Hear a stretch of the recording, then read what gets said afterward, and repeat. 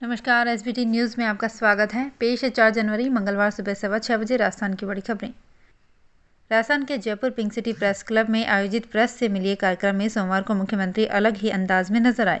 मुख्यमंत्री ने जहां एक तरफ भाजपा और केंद्र सरकार को छापने वाली सरकार बताते हुए निशाना साधा, वहीं राजस्थान के पत्रकारों के मुद्दे पर भी चुटेले अंदाज में बात करते हुए जल्द समाधान की बात कही।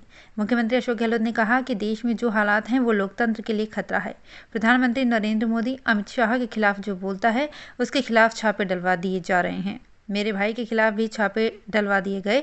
जिस तरह ये सरकार जाएगी उस दिन इस सरकार को छापे वाली सरकार के तौर पर याद रखा जाएगा। राजस्थान के मुख्यमंत्री अशोक गहलोत ने राज्य में विपक्ष द्वारा उनकी सरकार पर कानून व्यवस्था को लेकर लगाए गए आरोपों को अस्वीकार करते हुए कहा है कि बिना तथ्यों और तर्क के सरकार की खिलाफत को जनता स्वीकार नहीं करती है। गहलोत ने प्रेस क्लब में प्रेस से मिले कार्यक्रम में बोलते हुए ये बात कही। उन्होंने कहा, कानून व्यवस्था को लेकर उन पर लगाए गए आरोपों को मैं अस्वीकार करता हूँ।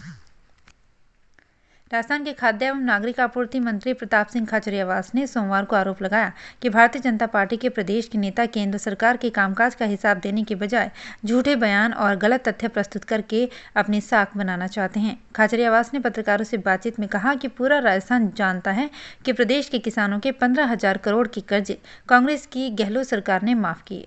किसानों को 12,000 रुपये सालाना राज्य सरकार अनुदान दे रही है।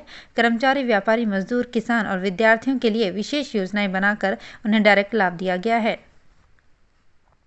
राजस्थान माध्यमिक शिक्षा विभाग के निदेशक IAS कान्हा राम ने राज्य के समस्त जिला शिक्षा अधिकारियों को एक SOP जारी की है। राज्य सरकार की कोरोना गाइडलाइन के बाद ये SOP सोमवार को जारी की गई है। इसमें समस्त राजकीय एवं गैर राजकीय विद्यालयों के संचालन हेतु विभिन्न दिशा निर्देश जारी किए गए हैं।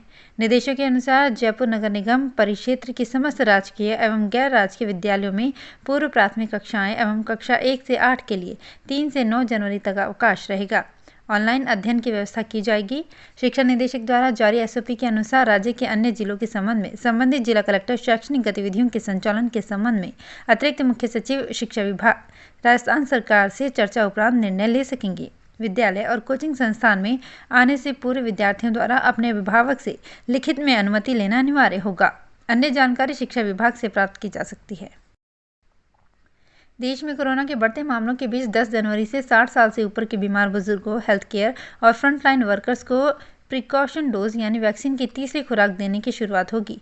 कोविन के चीफ डॉक्टर RS शर्मा ने बताया कि प्रिकॉशन डोज के लिए इस ग्रुप को ऐप पर फिर से रजिस्ट्रेशन की जरूरत नहीं होगी। वे अपने पुराने कोविन अकाउंट से ही कुछ जरूरी स्टेप फॉलो करने के बाद तीसरी डोज के लिए अपना अपॉइंटमेंट शेड्यूल कर सकेंगे।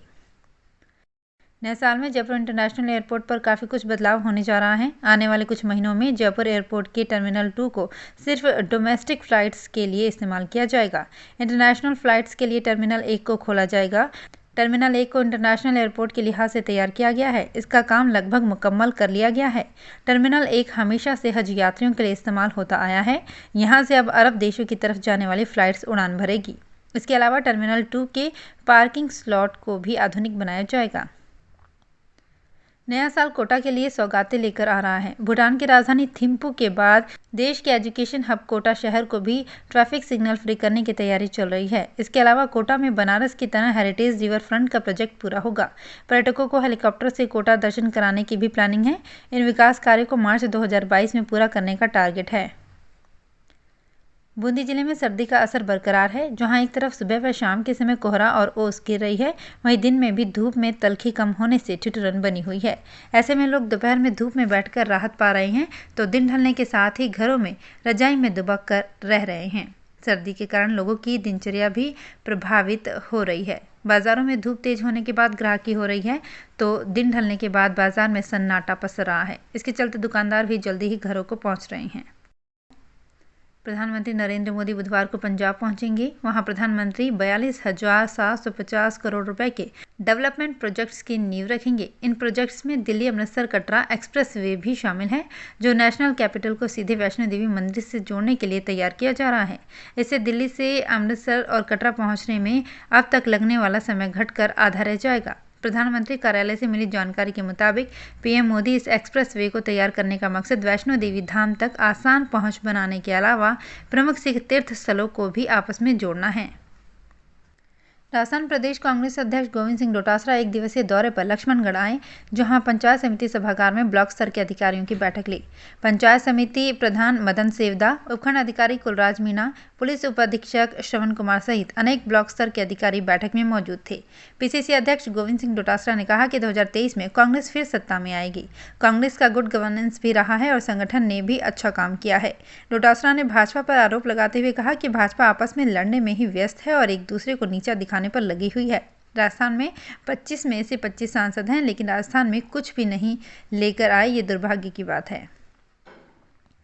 मुख्यमंत्री अशोक गहलोत ने प्रदेश की पूर्ववर्ती भाजपा सरकार पर रिफाइनरी के मसले पर राजनीति करने का आरोप लगाते हुए कहा कि पिछली सरकार की कार्यप्रणाली के चलते रिफाइनरी प्रोजेक्ट महंगा हो गया है। गहलोत ने कहा कि भाजपा सरकार की मुख्यमंत्री रही वसुंधरा राजे की वजह से बाड़मेर की रिफाइनरी की लागत 30,000 करोड़ से बढ़कर 70,000 करोड़ की हो गई है। राज्य भाजपा सरकार के कार्यकाल में रिफाइनरी के काम में विलंब किया।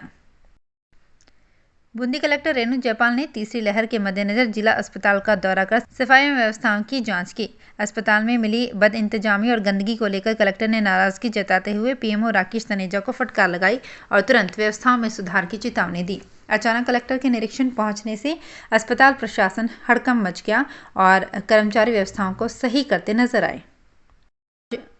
राजस्थान के राज्यपाल कलराज मिश्र से कृषि, पशुपालन एवं मत्स्य विभाग मंत्री लालचंद कटारिया ने मुलाकात की। मिश्र से श्री कटारिया ने राजभवन में मुलाकात की। ये उनकी शिष्टाचार भेंट थी। उदयपुर में विज्ञान समिति एवं डॉक्टर दौलत सिंह कोठारी संस्थान के संयुक्त तत्वाधान में आज यहां सांसद अर्जुन लाल मीणा के मुख्य आतिथ्य में डॉक्टर दौलत सिंह कोठारी शोध एवं शिक्षा संस्थान की स्मारिका का विमोचन हुआ। इस अवसर पर सांसद मीणा ने विज्ञान समिति के प्रयोगशाला कक्ष का रुचि के साथ अवलोकन भी किया। राजस्थान में हिंदुस्तान जिंक लिमिटेड द्वारा संचालित शिक्षा संबल कार्यक्रम के तहत बोर्ड परीक्षा की तैयारी के लिए 5 जिलों के 64 सरकारी स्कूलों के लगभग 1700 विद्यार्थियों के लिए संचालित की गई थी। जिंक की ओर से ये कक्षाएं गत 25 से 31 दिसंबर तक चलाया गया था। ये सभी विद्यालय हिंदुस्तान जिंक इकाइयों के आसपास अजमेर, आगुचा, चित्तौड़, दरीबा, देबारी एवं जावर के हैं। तो फिलहाल इस बुलेटिन में इतना ही। फिर हाजिर होंगे कुछ और बड़ी खबरों के साथ। एसबीटी न्यूज़ के और भी वीडियोस को देखने के लिए हमारे चैनल को सब्सक्राइब करें और नोटिफिकेशन पाने के लिए बेल आइकन को प्रेस करें।